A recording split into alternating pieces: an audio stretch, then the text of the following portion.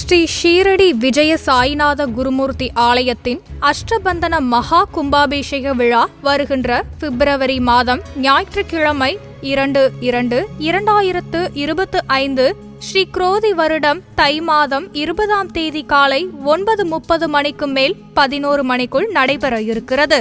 ஸ்ரீ சாய்நாதருக்கு ஆலயம் அமைத்து பிரதான மூர்த்தி பாபா மற்றும் பக்தர்கள் இடையூறு நீக்கி இன்புற்று இருக்க ஸ்ரீ விநாயக பெருமானும் சகல நன்மைகள் தரும் ஸ்ரீ பாலகிருஷ்ண மூர்த்தியும் ஸ்ரீ மகாலட்சுமி தாயாரும் பிரதிஷ்டை செய்து ஸ்ரீ சாய்நாதர் திருவருள் துணை கொண்டு நூதன ஆலய மகா கும்பாபிஷேக விழா நடைபெற உள்ளது.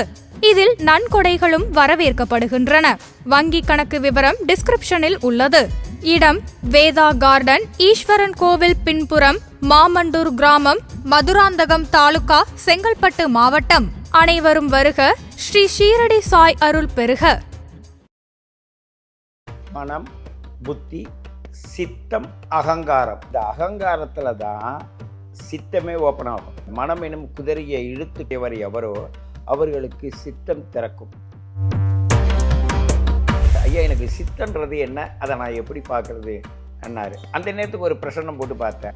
மெட்ரோ ட்ரெயினில் ஏறினோடனே ஒரு சீட்டு பிடிச்சி உக்காந்துங்க, கண்ணை மூடுங்க, அது பூமிக்கு அடியில் போகுதில்ல, சகசிரார சக்கரம் மேலே போகும். நீங்கள் வேணா ட்ரை பண்ணி பாருங்கள்.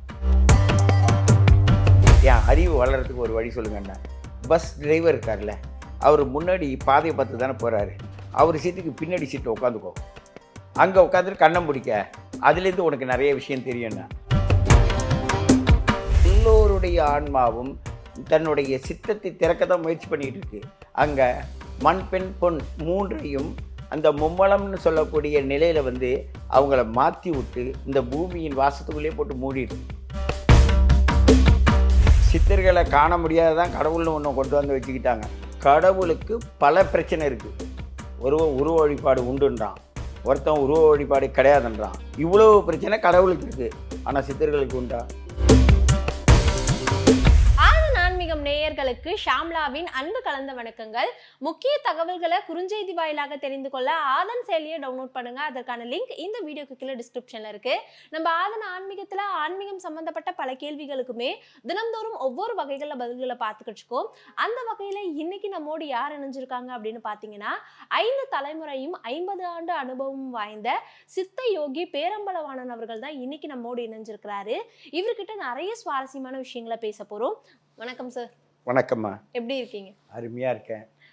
நிறைய பேருக்கு லாஸ்டா நம்ம பேசியிருந்தோம் திருவண்ணாமலையில நடந்த விஷயத்தை பத்தி. அதுக்கு காரணம் அந்த இடத்துல நீங்க பண்ற தப்பு தான் அப்படிங்கிறத நிறைய விஷயங்களை தொடர்ந்து சொல்லிக்கிட்டே இருந்தீங்க. அந்த வகையில சித்தர்கள் நிறைய விஷயங்கள் சித்தர்கள் பத்தி தெரியுது. இந்த பவர்ஃபுல் சித்தர் அப்படிங்கிற விஷயம் எந்த இடத்துல இருந்து ஆரம்பிக்குது சார்? ஃபர்ஸ்ட் மனம், புத்தி, சித்தம், அகங்காரம். இந்த அகங்காரத்தில் தான் சித்தமே ஓப்பன் ஆகும். அப்போ இந்த புத்தி தடுமாறும். அப்போ மனசு என்ன நினைக்குதோ அது பிறகு ஓட ஆரம்பிச்சிடும். இந்த மனம் எனும் குதிரையை இழுத்து கட்ட தகுந்த உடையவர் எவரோ அவர்களுக்கு சித்தம் திறக்கும். அந்த சித்தம் திறக்கும் போது 2 அதிநுட்பமான விஷயம் இருக்குது. இந்த அதிநுட்பமான விஷயத்தை இனி வரும் காலங்களில் இளைஞர்கள் அந்த சித்தை பற்றி ஆராய்ச்சி செய்வதும் அதில் தன்னை மூழ்கடிப்பதுமாக தான் போவாங்க. ஏன்னு கேட்டால், இந்த சனி பகவான் ஒரு முழு சுற்று சுற்றிட்டு எங்கே வந்துட்டார்னாக்க நேராக மீனத்துக்கு வர்றார். அப்போ மீனத்துக்கு என்பது விரயமான இந்த பிரபஞ்சத்தில் கிடைக்காத மோட்சத்திற்குரிய எந்த விஷயங்களெல்லாம் மறைக்கப்பட்டதோ அதை தேடி இளைஞர்கள் செல்வார்கள். அப்படிப்பட்ட இளைஞர்கள் செல்லும் பாதையில் அவர்களுக்கு ஒரு உதாரணமாக இருப்பவர் யாருன்னா சித்தர்கள் தான். இந்த 18 சித்தர்கள் அல்லாமல் 63 நாயன்மார்கள் அல்லாமல் பலரும் ஒரு இறை வழிபாட்டுக்கு முன்னிறுத்தி உள்ள போகிறாங்க. அதில் இந்த சித்தர்களை தேடி சென்று நீங்கள் ஒவ்வொன்றையும் அனுபவிக்கவில்லை. அந்த சித்தத்தை உன்னுள் நீயே திறந்து உள்ளே பார்க்கணும். இப்போது வரும்போது ஒருத்தர் சொன்னார், எனக்கு 18 சித்தர்களும் என்கிட்ட பேசுகிறாங்க ஐயா, உங்களுதை நான் பார்த்தேன். ம். எனக்கு தயவுசெய்து உங்களோடு நான் பார்க்குற பாக்கியமோ உங்கள்கிட்ட திருவடி நான் நிறைய எதிர்க்கிறேன். எனக்கு கைட்லைன் பண்ணுறதுக்கு ஆள் இல்லை ஆன்னு சொன்னாங்க. நான் அதற்கு முன்னாடி ஒருத்தர் சொன்னார், ஐயா எனக்கு சித்தன்றது என்ன, அதை நான் எப்படி பார்க்குறது அண்ணார். அந்த நேரத்துக்கு ஒரு பிரசன்னம் போட்டு பார்த்தேன். எங்கே இருக்கிறீங்க? நான் சென்னையில் தானே இருக்கீங்க. அப்போ ஈஸியாக நீங்கள் வந்து ஒரு போதி மரம் இருக்குது, அங்கே போகிறீங்களா அண்ணன்? எங்கே சொல்லுங்க அண்ணன். மெட்ரோ ட்ரெயினுக்குள்ளே போங்க. மெட்ரோ ட்ரெயினில் ஏறின உடனே ஒரு சீட்டு பிடிச்சி உக்காந்துங்க, கண்ணை மூடுங்க, அது பூமிக்கு அடியில் போகுதுல்ல, அந்த பூமிக்கு அடியும் போது அது என்ன ஸ்பீடு நோக்கி போகுது, அந்த ஸ்பீடுக்கு உங்களுடைய ஆண்டினா ஓப்பன் ஆகிடும். சகசிரார சக்கரம் மேலே போகும். நீங்கள் வேணா ட்ரை பண்ணி பாருங்கள். ஒரு அரச மரத்தடியிலிருந்து அங்கே இருக்கிற ஆக்சிஜனை கொண்டும் சுவாச பயிற்சியில் அதை எடுத்துகிட்டு வரலாம். இன்னைக்கு மிக எளிமையாக இந்த மெட்ரோ ட்ரெயினுக்குள்ளே போங்க. உன்னை இழுத்து செல்பவன் எவனோ அவனை நோக்கி நீ பயணிக்கலாம். இன்னும் அதற்கு முன்னாடி ஒரு 4 வருஷத்துக்கு முன்னாடி ஒருத்தருக்கு சொன்னேன், ஐயா நீங்கள் வந்து சித்த யோகின்னு சொல்கிறீங்க, எனக்கு வந்து சுத்தமாக அறிவே கிடையாது, என் அறிவு வளர்கிறதுக்கு ஒரு வழி சொல்லுங்கண்ணா. பஸ் டிரைவர் இருக்கார்ல, அவர் முன்னாடி பாதையை பார்த்து தானே போகிறாரு, அவர் சீட்டுக்கு பின்னாடி சீட்டை உட்காந்துக்கோ, அங்கே உட்காந்துட்டு கண்ணம் பிடிக்க, அதுலேருந்து உனக்கு நிறைய விஷயம் தெரியும்னா. அவர் என்ன பொடாத பாடுபடுத்தி விட்டார். ஒரு 6 மாதம் என் பின்னாடியே சுற்ற ஆரம்பிச்சிட்டார். ஆகையினால ஒரு நல்ல முன்னேற்ற பாதையில் கவனம் வைப்பவர் எவரோ அவர் கூட நீங்கள் பயணிக்கும்போது உங்களுடைய ஆராஸ் என்ன செய்யணும்னா, அப்படியே ஆராஸ் வந்து 3 பிரிவாக கலைஞ்சிருந்தாலும் அது நிறைவு பெற்று அவங்களோட நோக்கத்துக்கு தகுந்த மாதிரி போகும். ஏன்னு கேட்டால் இந்த உடல் வேலை செய்யலை, இவங்களுடைய உள்ளத்துக்குள்ளே அந்த ஆன்மா இருக்குல்ல, ஆன்மாக்குள்ளே போய் தன்னை சரண்டர் ஆயிடணும். ஆன்மாக்களை அப்படியே கண்களை மூடி அப்படியே வச்சிட்டிங்கனாவே அது எடுத்துகிட்டு போகும் பாருங்கள், விதமாக எடுத்துகிட்டு போகும். அதுக்குள்ளே சித்தர்கள்லாம் நாங்கள்லாம் சந்தித்த ஒரு விதங்களே வித்தியாசமானது. திருவண்ணாமலைக்கு போனால் சரி, ஒரு காற்று ஸ்பெஷலாக வீசும். அந்த காற்று வீசுனோடனே பார்த்தோம்னு வச்சுங்க, அங்கே போய் திரும்பி பார்த்துட்டு போவார். இவன் நான் என்ன பண்ணுவாங்க, புதுசாக இருக்கவங்க பின்னாடி ஓடுவாங்க. ஆனால் கொஞ்சம் அதில் நுட்பம் தெரிஞ்சவங்க என்ன செய்வாங்கன்னா பின்னாடி போக மாட்டாங்க, நின்றுடுவாங்க, அப்படியே ஸ்தம்பிச்சு போவாங்க. இல்லாட்டினா அங்கேயே நின்றுட்டு திருப்பி போவாங்க. அங்கே ஒரு உத்தரவு ஒன்று வரும், அசரீர் வாக்குன்னு. இதையும் அதையும் கம்பேர் பண்ணோம். அவங்க எப்படி இருக்குன்னா, அந்த சித்தம் ஓப்பன் ஆகணும்னா, சித்தர் பெருமக்களை பற்றி நீ அதிகம் தெரிஞ்சிருக்க வேண்டிய அவசியம் இல்லை. நான் யாருன்னு எனக்கே தெரியல, நான் யாரை நான் தேடி போகிறதுன்னு தெரியல, எனக்கு ஒன்றுமே தெரியலைங்க. எனக்கு வழிகாட்டு. நான் அப்படியே சரணாகதியில் இருக்கேன். என்னுடைய பிரபஞ்சத்துக்கு நடுவில் நான் ஒன்றும் இல்லாத ஒரு மனிதராக இருக்கேன்னும் போது அது ஒரு பல்பு மாதிரி இருக்குமா. அந்த பல்பு மாதிரி இருக்கிறதுல ஒன்று ஆன்மா என்ன நினைக்குதோ அதற்கு தகுந்த மாதிரி லைட்டிங் கலர் மாறும். அந்த லைட்டிங் கலர் வரும்போது இப்போ லேட்டஸ்ட்டாக கூட ஒரு இது வெளியிட்டாங்க.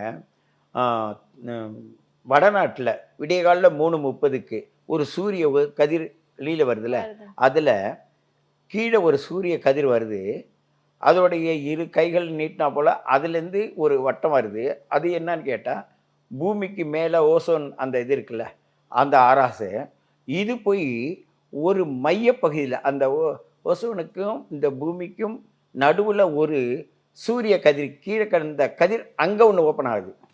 அது அபூர்வ செயல். ஆனால் வடநாட்டில் உள்ளவங்கெல்லாம் அதை ரொம்ப வழிபடுவாங்க.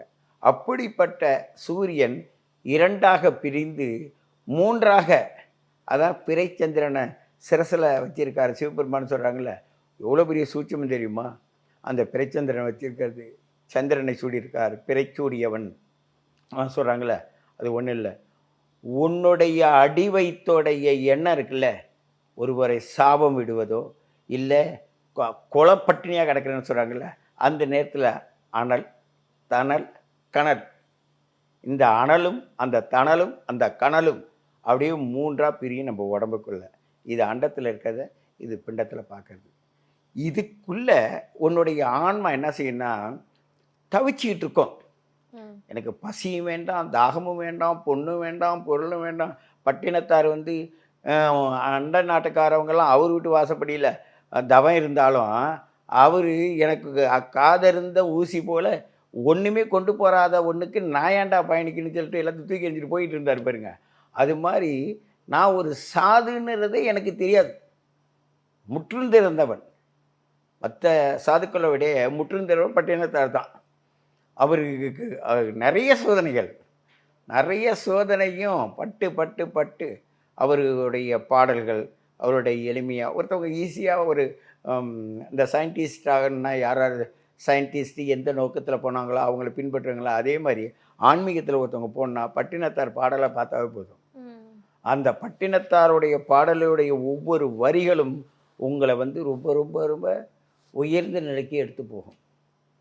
திருவொற்றியூரில் நான் ஒரு முறை வள்ளலாரை பார்க்கறதுக்காக போகணுன்னு போனேன்.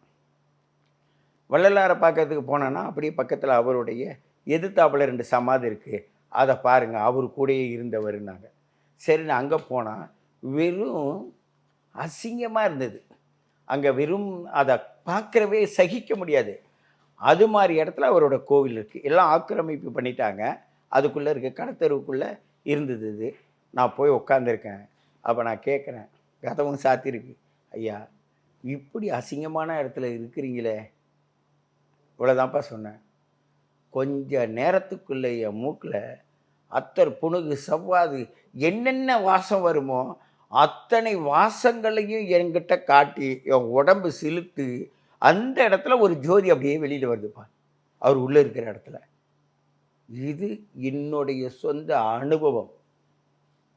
இது என் அனுபவம். இதுபோல் ஒவ்வொரு மனிதர்களுக்கும் உள்ள ஆன்மா வருது, தேடுது. எல்லோருடைய ஆன்மாவும் தன்னுடைய சித்தத்தை திறக்க தான் முயற்சி பண்ணிகிட்டு இருக்கு. அங்கே மண், பெண், பொன் என்ற மூன்றையும் அந்த மும்மலம்னு சொல்லக்கூடிய நிலையில் வந்து அவங்கள மாற்றி விட்டு இந்த பூமியின் வாசத்துக்குள்ளேயே போட்டு மூடிடுது. ஆனால் அதையும் கடந்து இவங்க என்ன பண்ணணுன்னாக்க, இந்த பூமியில் உள்ள மலர்கள், மங்கைகள், பொன் பொருள்கள் இதை தூக்கி எறிஞ்சிட்டு அந்த காற்றில் உள்ள வண்ண மலர்களுடைய வாசங்கள் இருக்க அதையும் தூக்கி எறிஞ்சிட்டு நெருப்பில் ஒரு வாசம் இருக்குது, உங்களுக்கு தெரியுமா? நெருப்பு வாசிக்கும், தெரியுமா? ஏன்னு கேட்டால் தீ எங்கேயாவது வாசிக்குமா? வாசிக்காது. அது எப்படி வாசிக்குதுன்னா, உன்னுடைய உடலில் தொட்டு பார்க்கும்போது சூடு இருந்தால் உன்னை ஓரளவு மதிப்பாங்க. சூடே இல்லை அப்புறம் தட்டுவாங்க. நீ எழுந்திருக்கலன்னு வச்சுக்க, போயிட்டு கட்டன்னுவாங்க. சொல்லிடுறாங்களா? அந்த சூடும் அது அந்த மறு பதில் கொடுக்குற அந்த ஒளியும், இந்த ஒளியும் அந்த ஒளியும் இரண்டும் சேர்ந்து தான் ஒருவனுக்கு வாசத்தை உண்டு பண்ணுறது. எங்கேயோ என்றோ போன பட்டினத்தாரை பற்றி நம்ம ஏன் பேசுகிறோன்னா, அவர் எவ்வளோ பெரிய சூடான சம்பவத்தில் அவருடைய மனசை வேக போட்டார்னா, எதுவுமே நம்ம கூட வராத ஒன்றின் மீது இவ்வளோ பற்று வச்சு நம்ம ஏன் இப்படி அலைகிறோம் திரிகிறோம் அப்படின்னு சொல்லிட்டு வெளியில் போகும்போது அவருடைய சொல்லுகின்ற ஒவ்வொரு சொல்லும் அந்த வாழைமட்டை கூட தன்னோட தாய்க்கு நெருப்பாக மாறினுச்சு. பொதுவாக வாழைமட்டைன்றது ஈரமாக இருக்கிறது தானே, அது நெருப்பாகுமா? வாழைமட்டையே தீயாக்கி காட்டினார் அவர். ஆனா இப்போ சித்தர்களை பத்தி இவ்வளவு விஷயங்கள் இருந்தாலுமே நிறைய பேர் சித்தர்களுக்கு ஈக்குவலா வந்து கடவுளையுமே வைக்கிறாங்கல்ல சார். இப்போ கடவுளை வந்து நம்ம வழிபடுறோம், புனஸ்காரம் பண்றோம், காலில் விழுறோம், எல்லாமே பண்றோம். அதே விஷயங்களை வந்து சித்தர்களுக்குமே வந்து பண்ணலாமா? அதாவது சித்தர்களை காண முடியாததான் கடவுள்னு ஒன்று கொண்டு வந்து வச்சுக்கிட்டாங்க. ஒரு இடத்துல கடவுளுக்கு பல பிரச்சனை இருக்குது. உருவ வழிபாடு உண்டுன்றான், ஒருத்தன் உருவ வழிபாடு கிடையாதுன்றான், ஒருத்தன் நாமம் போடுன்றான், ஒருத்தன் பட்டை போடுன்றான், ஒருத்தன் எதுவுமே போடாத மொட்டை போடுன்றான். இவ்வளோ பிரச்சனை கடவுளுக்கு இருக்குது. ஆனால் சித்தர்களுக்கு உண்டா? இல்லை, அதுவும் கிடையாது. அவங்க இந்த பிரபஞ்சத்தில் எங்கே போகிறாங்க, எங்கே வர, சித்தம் போக்கு, சிவம் போக்கு, ஜீவனுடைய போக்கு, ஆன்மாவின் போக்கு. இவன் ஆன்மாவை நெறிப்படுத்தி அந்த ஒளிக்கதிரிலே தன்னுடைய பயணத்தை எடுத்து செல்லுவானேயானால் இவனுடைய அந்த சித்தத்தோட எதிர்க்கும். அப்படியே கூடு விட்டு கூடு பாஞ்சு போயிட்டே இருப்பாங்க.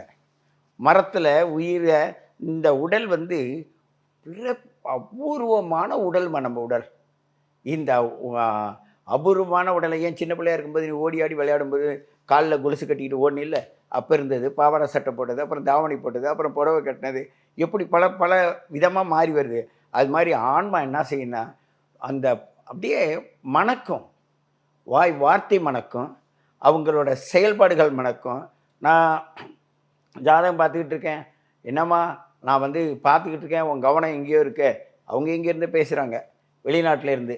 இல்லைங்க, நாங்கள் பேசிகிட்டு இருக்கும்போது டிவியில் வந்து ஒரு சித்தருடைய காட்சி போச்சு, அதை பார்த்தேன்னு. ஏம்மா ஒன்று நான் சொல்கிறத காதில் வாங்கு, இல்லாட்டினா அதை பார்த்துட்டு எங்கண்ணா கூப்பிடு. அதை விட்டு ரெண்டையும் கேட்டின்னாக்க ஒளியும் என்ன பண்ணிடும், உனக்கு கவனத்தை மாற்றி விட்டுரும் அப்படின்னு சொன்னேன். இல்லைங்க, அந்த சித்தரோட நீங்கள் சொல்கிற விஷயமும் அந்த சித்தரோட நிலையும் எனக்கு ஒரு கனெக்டிங் கொடுத்தது.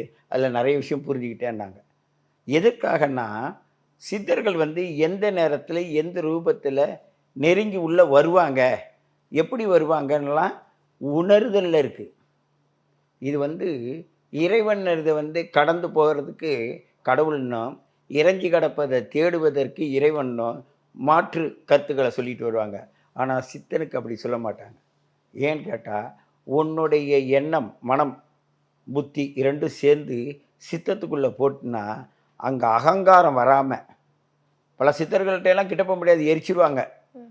இந்த அவர் கூட குறக்கரா, அவர் நேராக திருவள்ளுவர் மனைவி சாப்பாடு போட்டுக்கிட்டு இருக்கும்போது ஒரு முறைச்சார். உடனே நான் என்ன கொக்கனை நினைத்தாயா கொங்கனரே, கொங்கனருக்கு சொன்னார், நான் கொக்கனை நினைச்சாரா ஆன்னு. அப்படிப்பட்ட சாதாரண நிலையில் இல்லறத்தில் இருக்கின்ற ஒரு பெண்மணி, அவ கடமையில், இந்த இடத்துல தான் சூரிய பகவானுக்கும் சனி பகவானுக்கும் பிரச்சனை வருது. சூரியனோட புத்திரன் தான் சனி பகவான். சனி பகவானுடைய வேலை என்னென்னா கடமையில் கண்ணாயிருன்னு தான். அந்த கடமையில் கண்ணாயிருக்கின்ற அந்த பெண்ணான வாசுகி அம்மையாருக்கு இதை சொன்னா, இது அருவருப்பு பட்டு இதை கேட்டவருக்கு மறுபடியும் சொல்கிறார். அந்த கடைசியில் ஒருத்தர் இருக்கார், அவரை போய் பாரு, நான் அனுப்புனேன்னு போய் சொல்லணும்னு. அங்கே போய் பார்த்தா அவர் கசாப்பு கடையில் வேலை செஞ்சுக்கிட்டு இருக்கார்.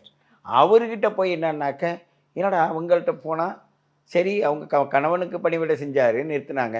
இவன் கசாப்பு கடையில் உயிரை கொண்டுகிட்டு இருக்கானே, இவன்கிட்ட என்ன நான் கற்றுக்க முடியும் ஆன்னு சொல்லிட்டு சித்தனுக்கே பல சோதனை வந்தது. அப்படி இருக்கும்போது பெற்ற தாய் தந்தையருக்கு தன் கடமையை செய்கின்ற அவனை வைத்து ஒவ்வொருவரும் தன்னுடைய இல்லறத்திலே எவ்வளோ பெரிய விஷயங்களை கற்றுக்கிட்டு இருக்காங்க. அதுக்கு சித்தத்தை பெருக்குவதற்கு வெளியில் செல்ல வேண்டிய அவசியம் இல்லை. நம்மளுடைய இல்லறத்தில் இருந்த, நான் இப்போ லேட்டஸ்ட்டாக ஒருத்தவங்களை பார்த்தேன். யாருடைய ஜாதகத்தில் சனி செவ்வாய் சேர்ந்து இருக்கிறதோ அது இருக்கும் இடத்தை பொறுத்து அவர்களுக்கு இன்னலும் தொல்லையும் துன்பங்களும் வந்து குவிவதை நான் பார்க்குறேன், அனுபவிக்கிறேன். அவங்களுக்காக நிறைய சிரமங்கள் பட்டிருக்கேன். அவங்கள அதிலேருந்து விடுவிக்கிறதுக்காக பரிகாரம் நான் ஏன் சொல்ல மாட்டேன்னா, அந்த இடத்துல பரிகாரத்துக்கு ஒன்றுமே இடம் இல்லை. பக்குவப்படுத்துவதற்கு பேர் தான் பரிகாரம்ட்டாங்க.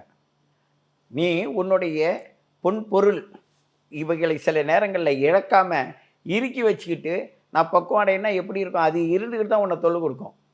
ஒருத்தருக்கு 7ல் சனி செவ்வாய், ஒருத்தவங்களுக்கு 2ல் சனி செவ்வாய். அந்த 7ல் இருக்க சனி செவ்வாய்க்காரங்க வந்து 2ல் இருக்க சனி செவ்வாய்க்காரங்களோட சேரும்போது அவங்களுக்கு குடும்பத்தில் பிரச்சனை வருது.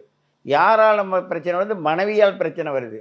இந்த மனைவியால் வர பிரச்சனை இவங்களுக்கு 7 கூடையவன் 6 கூடையவன், இவங்க 2 பேரும் சேர்ந்து இதில் இருக்காங்க. சிம்மத்துக்கும் மேஷத்துக்கும் உள்ள பிரச்சனை இது.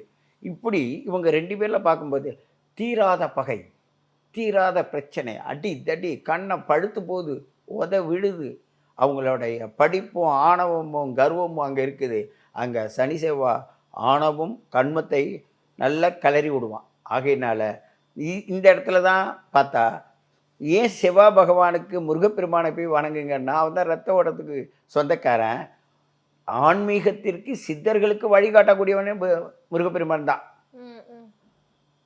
அந்த திருச்செந்தூர் முருகனுக்கு அந்த இடத்துல ஆக்கிரமிப்பு பண்ணாங்கல்ல, அதை எப்படி பண்ணாங்கன்னா, 3 சித்தர்கள் அங்கே போய் உட்காந்து தவம் பண்ணும்போது என்ன இந்த இடத்துல ஸ்தாபனம் பண்ணு இறை ஆற்றல் வந்து சொல்லுது, அந்த பேரொளி சொல்லுது.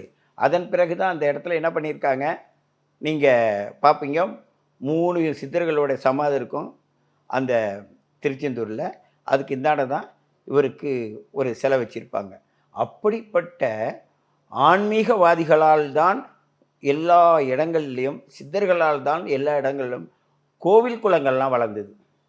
அப்போது 1980க்கு பிறகு உள்ள மனிதர்கள் இன்று யாராவது ஒருத்தர் படித்த படிப்புக்கு ஏற்ற மரியாதையோ படித்த படிப்புக்கு ஏற்ற ஒரு திறமையோ அவங்கள்ட்ட இருக்குன்னு சொல்லுங்க பார்ப்போம். ஏனென்றால் அவங்க திறமைகள் அத்தனையும் வீணாக்கப்படுது. உணவு சமைக்க முடியல, உணவு சமைச்சாலும் அதை சாப்பிட முடியல, இல்லை அந்த நேரத்துக்கு அவங்க செயல்பட முடியல. யாருக்கோ தன்னை அடிமையாக்கிக்கிட்டு தன்னுடைய செயல்பாடை இழந்து தன்னையே இழந்தது போல இருக்காங்க. அப்போ படிப்பு இருக்குது, அறிவு இருக்குது, பணம் இருக்குது, எல்லாமே இருக்குது. ஆனால் 1980க்கு பிறகு இந்த 42 வயதுக்குட்பட்டவர்களுடைய வளர்ச்சி 30 to 42 வயதுக்குள்ளவர்கள் இப்போ அவ்வளவு மன உளைச்சல்லையும் மன பிரச்சனையிலையும் இருக்காங்கன்றது நான் இப்போ பார்த்துக்கிட்டு வர அனுபவ உண்மைகள். கண்டிப்பா சார். அதே மாதிரி இரட்டை கடிகாரத்தை தான் வந்து அதிகமா உங்களோட கிளைண்ட்ஸ்க்கெல்லாம் வந்து ப்ரிஃபர் பண்றீங்கன்னு சொன்னீங்க. ஸோ கிளைண்ட்ஸ் நிறைய பேர் வருவாங்க, அவங்க நிறைய ஃபீட்பேக்ஸுமே உங்ககிட்ட கொடுப்பாங்கல்ல சார், இந்த இரட்டை கடிகாரத்தை பயன்படுத்தி.